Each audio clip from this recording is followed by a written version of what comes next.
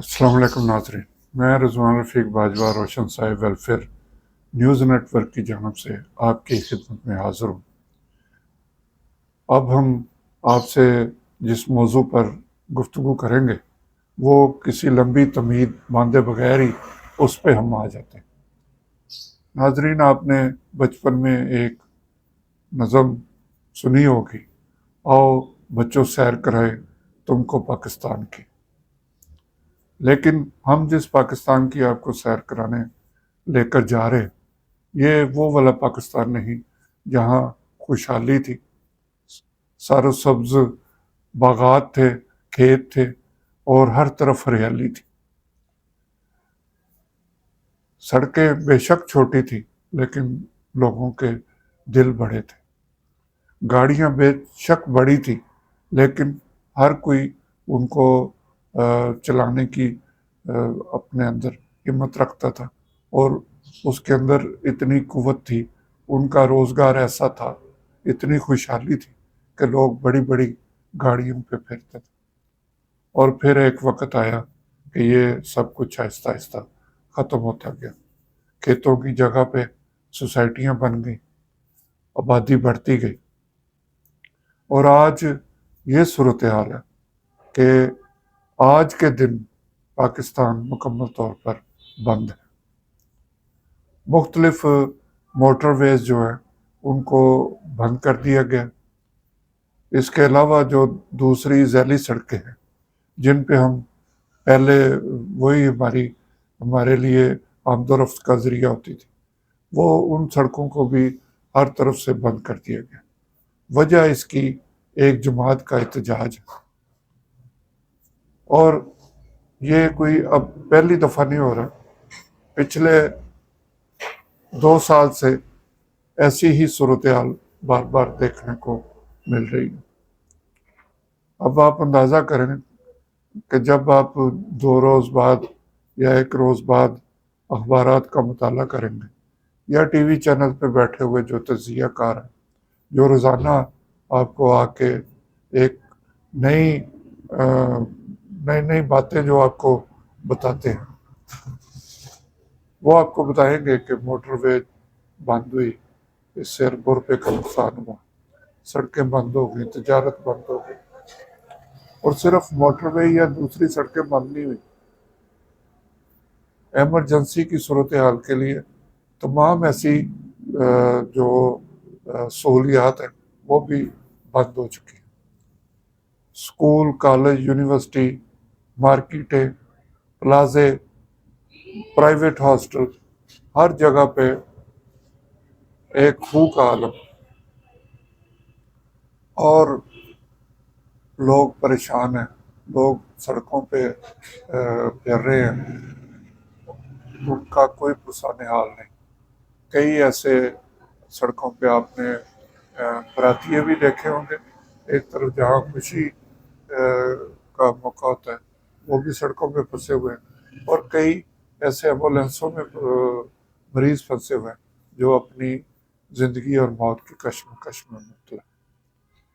اب ذرا سوچیں کہ اگر آپ کو کوئی ایمرجنسی صورتحال کا سامنا ہو، آپ نے ہاسپٹل پہنچنا، تو ایک احتجاج کی وجہ سے جو تمام زندگی کی بنیادی سہولیات ہیں وہ آپ کی ختم کر دی گئی ہیں۔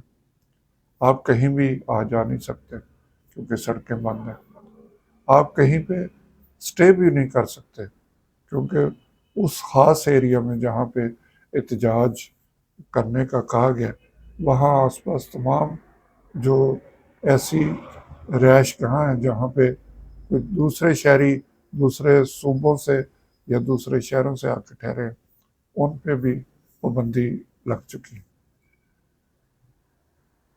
یہ وہ پاکستان نہیں جس کی ہم آپ کو سیر کرانے کے لیے آپ کو کہا ہے۔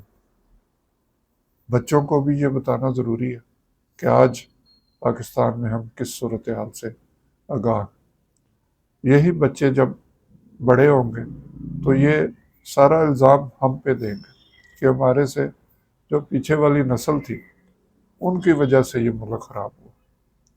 اسی طرح جو ہماری نسل ہے وہ یہ گلا شکوہ کرتی نظر آتی ہے کہ جو ہم سے پہلے تھے انہوں نے اس ملک کے لیے کیا کیا۔ اگر کوئی 80 سال کا ہے جس نے اس ملک کو بنتے ہوئے دیکھا،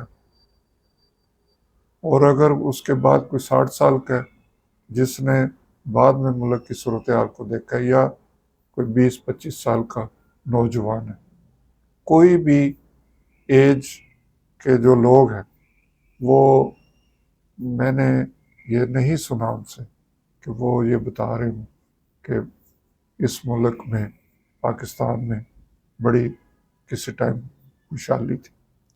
ایک جو دعویٰ کیا جاتا تھا کہ جی 60 کی دہائی میں بہت ترقی تھی، اب اس ترقی کے جو حقیقتیں ہیں وہ بھی آہستہ آہستہ کھل کے سامنے آ رہی ہیں۔ لوگ اس حد تک نفرت میں ایک دوسرے سے آگے چلیں گے کہ وہ قبروں سے کہتے ہیں نکال کے، تو جو پھانسیاں جو اس ملک کے رہنما تھے ان کو پھانسیاں دی جائیں، لیکن جب یہ لوگ غلط کام کر رہے تھے اس وقت کوئی ان سے نہیں پوچھتا۔ حکومت نے جو بہتر سمجھا انہوں نے وہ کیا۔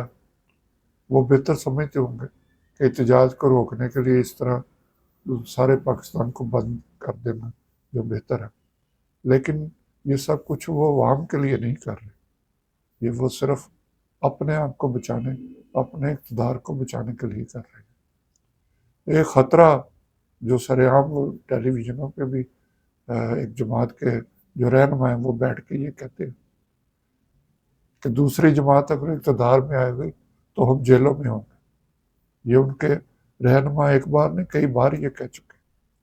تو آخر یہ سلسلہ کس طرح چلے گا؟